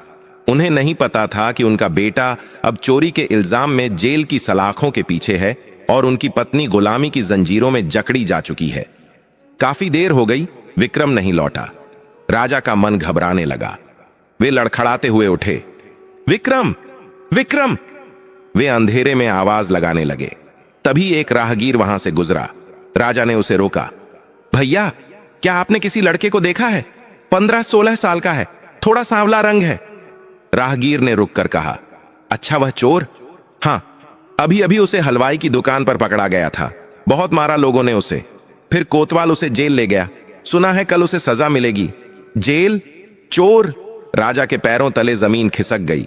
नहीं, मेरा विक्रम चोर नहीं हो सकता, यह झूठ है। राजा पागलों की तरह उस दिशा में भागे जिधर वह राहगीर बता रहा था। गिरते पड़ते वे जेल कारागार के बाहर पहुंचे। वहां लोहे का बड़ा फाटक बंद था। राजा ने फाटक को पीटना शुरू कर दिया। खोलो, मेरे बेटे को छोड़ दो, वह निर्दोष है। उसने भूख के मारे रोटी उठाई होगी, वह चोर नहीं है। पहरेदार ने ऊपर से झांक कर देखा और चिल्लाया, ए पागल बुढ़े, शोर मत मचा। जो एक बार अंदर गया वह राजा के हुक्म के बिना बाहर नहीं आता। कल सुबह दरबार में आना, वहीं फैसला होगा। राजा वहीं जेल की दीवार से सिर टिकाकर बैठ गए। आज उनकी दुनिया पूरी तरह उजड़ चुकी थी। महल गया, राज्य गया, धन गया, पत्नी दासी बन गई और अब बेटा जेल में। राजा रामसागर, जो कल तक हजारों लोगों के भाग्य विधाता थे, आज नितांत अकेले थे। न कोई अपना, न कोई साथी, केवल भूख, बीमारी और घोर अपमान। राजा ने आसमान की ओर देखा। काली रात में एक भी तारा नहीं था। उन्होंने रूंधे गले से पुकारा, भोलेनाथ, क्या अभी भी परीक्षा बाकी है? अगर मेरे प्राण लेने हैं तो ले लो, लेकिन मेरे परिवार को इतना कष्ट मत दो। मैं टूट रहा हूं प्रभु, मैं टूट रहा हूं। उसी समय कैलाश पर्वत पर माता पार्वती की आंखों से भी आंसू छलक पड़े। उन्होंने भगवान शिव से कहा, प्रभु, अब बस कीजिए। देखिए उस पिता की हालत, वह मर जाएगा। क्या भक्त की इतनी कठिन परीक्षा लेना उचित है? भगवान शिव अभी भी ध्यान मुद्रा में थे, लेकिन उनके चेहरे पर गंभीरता थी। उन्होंने कहा, गौरी, सोना जब तक पूरी तरह तप नहीं जाता वह कुंदन नहीं बनता। राम सागर का मोह अभी पूरी तरह खत्म नहीं हुआ है। अभी उसे एक और अंतिम सत्य का सामना करना है, मृत्यु का सत्य। माता पार्वती चौंक गईं। मृत्यु? क्या आप विक्रम के प्राण लेंगे? भगवान शिव शांत रहे, लेकिन चंद्रनगर में कुछ ऐसा होने वाला था जो राजा राम सागर की आत्मा को झकझोर कर रख देगा। सुबह हुई। राजा राम सागर, जो रात भर जेल के बाहर बैठे थे, दरबार की ओर चले। उन्हें उम्मीद थी कि चंद्रनगर के राजा उनके बेटे को माफ कर देंगे। जब वे दरबार में पहुंचे तो वहां भीड़ लगी थी। राजा रामसागर ने देखा कि विक्रम को जंजीरों में जकड़कर लाया गया है। उसका शरीर सूज गया था, कपड़े खून से सने थे। चंद्रनगर का राजा सिंहासन पर बैठा था। उसने विक्रम की ओर देखकर पूछा, इसने क्या किया है? दुकानदार ने आगे आकर कहा, महाराज, इसने मेरी दुकान से चोरी की है, रंगे हाथों पकड़ा गया है। चंद्रनगर के राजा ने कठोर स्वर में फैसला सुनाया, चोरी चाहे छोटी हो या बड़ी, अपराध अपराध है।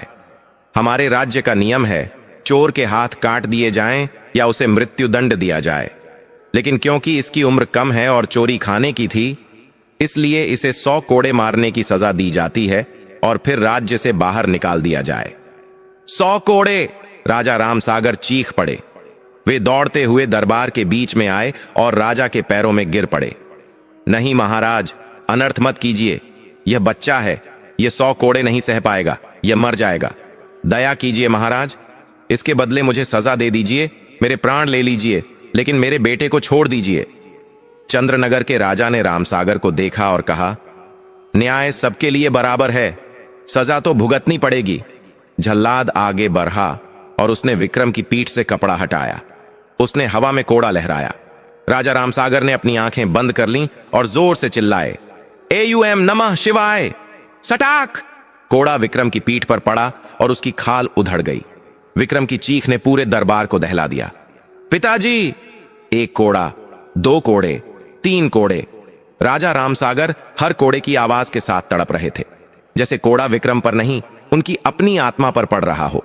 दरबार में सन्नाटा छाया हुआ था, केवल कोड़े बरसने की सटाक सटाक आवाज और विक्रम की चीखें गूंज रही थीं। राजा रामसागर का कलेजा हर वार के साथ छलनी हो रहा था। 10 कोड़े, 20 कोड़े। विक्रम की आवाज अब धीमी होने लगी थी। उसका शरीर अब केवल मांस का एक लोथड़ा बनकर रह गया था। 50 कोड़े पड़ते पड़ते विक्रम की गर्दन एक तरफ लुढ़क गई और उसकी चीखें हमेशा के लिए शांत हो गईं। वह बेहोश हो गया था या शायद उसके प्राण पखेरु उड़ चुके थे, यह कहना मुश्किल था। जल्लाद रुका। उसने झुककर विक्रम की नब्ज टटोली और राजा की ओर देखकर सिर हिलाया। उसने चंद्रनगर के राजा से कहा, महाराज, अपराधी अब कोड़े सहने की स्थिति में नहीं है। इसकी सांसें बहुत धीमी चल रही हैं, शायद यह नहीं बचेगा। राजा रामसागर, जो अब तक पत्थर की मूर्ति बने खड़े थे, यह सुनते ही दौड़कर अपने बेटे के पास पहुंचे। उन्होंने विक्रम के खून से सने सिर को अपनी गोद में रख लिया। विक्रम की आंखें बंद थीं। राजा ने अपने कांपते हाथों से उसके गाल थपथपाए। विक्रम, आंखें खोलो बेटा, देखो पिताजी यहां हैं, अब तुम्हें कोई नहीं मारेगा, उठो बेटा। राजा का गला रुंध गया था, लेकिन विक्रम ने कोई जवाब नहीं दिया। तभी वहां एक सिपाही दौड़ता हुआ आया और बोला, महाराज, एक और अनर्थ हो गया। वह जो औरत सेठ धनीराम के घर काम कर रही थी, उसने जब यह खबर सुनी कि उसके बेटे को कोड़े पड़ रहे हैं, तो उसे दिल का दौरा पड़ा और वह भी वहीं गिर पड़ी। सेठानी ने उसे घर से बाहर फेंकवा दिया है। वह भी मरणासन्न अवस्था में है। राजा रामसागर पर जैसे दुखों का पहाड़ टूट पड़ा। एक तरफ बेटा दम तोड़ रहा था, दूसरी तरफ पत्नी मृत्यु की कगार पर थी। राजा ने आकाश की ओर देखा। उनकी आंखों में आंसू नहीं थे, बल्कि एक अजीब सी शून्यता थी। राजा रामसागर ने विक्रम के भारी शरीर को अपनी बाहों में उठाया। उनका शरीर बुखार से तप रहा था, लेकिन न जाने कहां से उनमें इतनी शक्ति आ गई। वे लड़खड़ाते हुए दरबार से बाहर निकले और सेठ धनीराम के घर की ओर चले। पीछे पीछे चंद्रनगर की भीड़ तमाशबीन बनकर चल रही थी। सेठ के घर के बाहर रानी शोभा धूल में पड़ी थीं। उनकी सांसें उखड़ रही थीं। राजा ने विक्रम को वहीं रानी के पास लिटाया और खुद रानी के सिरहाने बैठ गए। रानी शोभा ने बमुश्किल अपनी आंखें खोली। राजा को देखकर उनके होंठ फड़फड़ाए।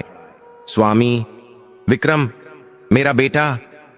राजा ने रानी का हाथ अपने हाथ में लिया और भरे गले से बोले, शोभा, हम हार गए। मैंने बहुत कोशिश की, लेकिन मैं अपने परिवार को नहीं बचा पाया। रानी की आंखों से आंसू की एक बूंद गिरी और उन्होंने अपनी अंतिम सांस ली। उनका सिर एक तरफ ढुलक गया। उसी पल विक्रम के शरीर में भी जो बची खुची जान थी वह निकल गई। एक ही पल में राजा रामसागर ने अपनी पत्नी और अपने इकलौते बेटे दोनों को खो दिया। भीड़ में सन्नाटा छा गया। जो लोग कल तक राजा का मजाक उड़ा रहे थे, आज उनकी आंखों में भी आंसू थे। यह दृश्य देखकर पत्थर भी पिघल जाए, लेकिन राजा रामसागर रोए नहीं। वे शांत हो गए, बिल्कुल शांत, जैसे समुद्र तूफान के बाद शांत हो जाता है। राजा खड़े हुए। उन्होंने हाथ जोड़कर आसमान की ओर देखा और बोले, हे भोलेनाथ, आपकी यही इच्छा थी ना? आपने मुझे राजा से रंक बनाया, मुझे अपमानित करवाया, मुझे भूखा रखा और अंत में मेरा सर्वस्व छीन लिया। मेरा परिवार, जो मेरे प्राणों से भी प्यारा था, आज मेरे सामने बेजान पड़ा है। लेकिन प्रभु, मुझे आपसे कोई शिकायत नहीं है। आपने जो दिया वह भी आपका प्रसाद था। आज जो लिया वह भी आपकी इच्छा है। यह शरीर, यह आत्मा, यह सुख दुख सब आपको समर्पित है। एयूएम नमः शिवाय। राजा ने अपनी पत्नी और बेटे के शवों को अंतिम संस्कार के लिए श्मशान घाट ले जाने का निर्णय लिया, लेकिन उनके पास कफन खरीदने के लिए भी पैसे नहीं थे। राजा ने अपनी धोती का आधा हिस्सा फाड़ा और उसे विक्रम के शरीर पर डाल दिया। बचा हुआ आधा हिस्सा रानी के शव पर डाल दिया। वे अकेले, बिल्कुल अकेले, दोनों शवों को बारी बारी से खींचते हुए श्मशान की ओर बढ़े। उनका शरीर कांप रहा था, पैर लड़खड़ा रहे थे, लेकिन एयूएम नमः शिवाय का जाप नहीं रुका। श्मशान घाट पर पहुंचकर उन्होंने लकड़ियां इकट्ठी करनी चाहिए, लेकिन वहां के रखवाले ने उन्हें रोक दिया। ए मुसाफिर, बिना कर टैक्स चुकाए यहां चिता नहीं जल सकती। लकड़ियों के पैसे लाओ, रखवाले ने कड़क कर कहा। राजा ने हाथ जोड़कर कहा, भाई, मेरे पास देने को कुछ नहीं है। मेरा सब कुछ लुट चुका है। मेरे पत्नी और बच्चे मर चुके हैं। मुझे बस थोड़ी सी लकड़ी दे दो। रखवाला नहीं माना। उसने कहा, नियम तो नियम है। अगर पैसे नहीं हैं तो जाओ, नदी में बहा दो इन्हें। यहां चिता नहीं जलेगी। राजा रामसागर टूट गए। जो राजा कल तक पूरी प्रजा के दाह संस्कार का खर्च उठाता था, आज वह अपने ही परिवार को मुखाग्नि देने में असमर्थ था। राजा ने सोचा कि अब मेरे जीने का भी क्या लाभ। उन्होंने एक निर्णय लिया। उन्होंने चिता के लिए लकड़ियों का एक ढेर देखा जो किसी और का था। उन्होंने सोचा, मैं अपने प्राण त्याग दूंगा, लेकिन अपने परिवार का संस्कार अधूरा नहीं छोड़ूंगा। राजा ने एक जलती हुई लकड़ी उठाई। उन्होंने सोचा कि वे खुद को अग्नि के हवाले कर देंगे। जैसे ही उन्होंने वह जलती हुई लकड़ी अपने सीने से लगानी चाही और जोर से हर हर महादेव का उद्घोष किया, तभी अचानक आकाश में बादलों की गड़गड़ाहट हुई। बिजली जोर से चमकी और पूरा श्मशान घाट एक दिव्य रोशनी से नहा गया। समय जैसे वहीं रुक गया। हवा थम गई। उस दिव्य प्रकाश के बीच से एक आवाज गूंजी, ठहरो राजन। राजा ने अपनी आंखें खोली। उनके सामने वह अघोरी साधु खड़ा था जिसे उन्होंने अपना राज्य दान दिया था। लेकिन अगले ही पल साधु का रूप बदलने लगा। जटाओं से गंगा बहने लगी, गले में नाग लिपट गए, हाथों में त्रिशूल और डमरू आ गया, माथे पर चंद्रमा चमकने लगा। साक्षात देवाधिदेव महादेव और जगत जननी मां पार्वती नंदी पर सवार होकर वहां प्रकट हो गए। उनके तेज से सूरज की रोशनी भी फीकी पड़ गई। राजा रामसागर के हाथ से लकड़ी छूट गई। वे दौड़कर प्रभु के चरणों में गिर पड़े और फूट फूट कर रोने लगे। प्रभु, आप क्या यह सच है या मेरा भ्रम है? भगवान शिव ने अपने कोमल हाथों से राजा को उठाया और उन्हें गले लगा लिया। शिव जी की आंखों में भी अपने भक्त के लिए प्रेम के आंसू थे। भगवान शिव बोले, राजन, यह भ्रम नहीं, सत्य है। मैं तुम्हारी परीक्षा ले रहा था।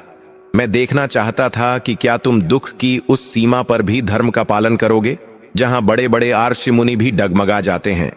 तुमने अपना राज्य दिया, अपना सम्मान दिया, कष्ट सहे, लेकिन अपनी जुबान से कभी अधर्म नहीं निकाला। तुमने अपने मरे हुए पुत्र और पत्नी के शोक में भी मुझ पर विश्वास नहीं खोया। तुम मेरी परीक्षा में सफल हुए रामसागर, तुम सफल हुए। मां पार्वती आगे आईं। उन्होंने अपने कमंडल से पवित्र जल निकाला और रानी शोभा तथा राजकुमार विक्रम के शवों पर छिड़क दिया। उठो पुत्र, उठो पुत्री, मां पार्वती ने कहा। जल की बूंदें पड़ते ही चमत्कार हुआ। विक्रम और रानी शोभा, जो अब भी मृत थे, ऐसे उठ बैठे जैसे गहरी नींद से जागे हों।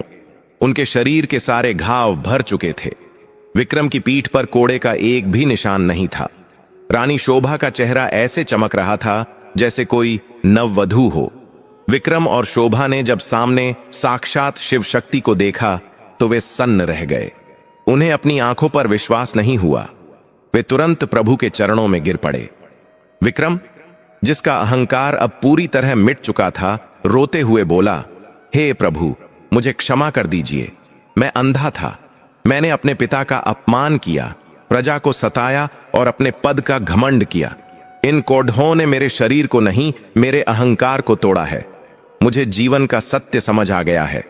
रानी शोभा ने भी हाथ जोड़कर कहा, मां, मुझे भी क्षमा करें। मैं धन के लोभ में अपने पति को कोसती रही। मुझे नहीं पता था कि असली धन तो वह संतोष और भक्ति है जो मेरे पति के पास है।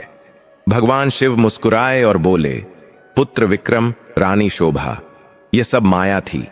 मैंने यह सब इसलिए रचा ताकि तुम दोनों को जीवन का सही मार्ग दिखा सकूं। सोने को शुद्ध होने के लिए आग में तपना पड़ता है। राजा रामसागर तो पहले से ही शुद्ध थे, लेकिन उनके परिवार को शुद्ध करने के लिए यह लीला आवश्यक थी। तभी वहां चंद्रनगर का राजा और सेठ धनीराम भी दौड़ते हुए आ गए। उन्होंने जब यह दृश्य देखा तो वे थर थर कांपने लगे। उन्होंने राजा रामसागर के पैरों में गिरकर माफी मांगी। हमें क्षमा कर दें महाराज, हमने अनजाने में एक महापुरुष को कष्ट दिया। हमें नरक में भी जगह नहीं मिलेगी। वे गिड़गिड़ाने लगे। राजा रामसागर ने उन्हें उठाया और गले लगाया। नहीं राजन, इसमें आपका कोई दोष नहीं, यह सब तो विधि का विधान था।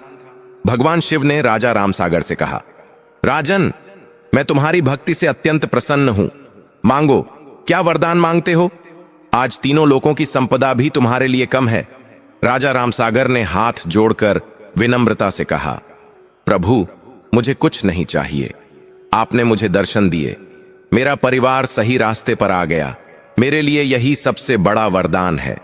बस एक कृपा करें, मेरे मन में कभी अहंकार न आए और मेरी अंतिम सांस तक मेरे मुख पर आपका ही नाम रहे। शिव जी बोले, तथास्तु। लेकिन राजन, समाज को धर्म का शासन चाहिए, इसलिए मैं तुम्हें तुम्हारा कनकपुर राज्य वापस देता हूं। तुम्हारा खजाना अब कुबेर के खजाने की तरह कभी खाली नहीं होगा। तुम और तुम्हारा परिवार शतायु होकर सुख भोगोगे और अंत में तुम्हें शिवलोक की प्राप्ति होगी।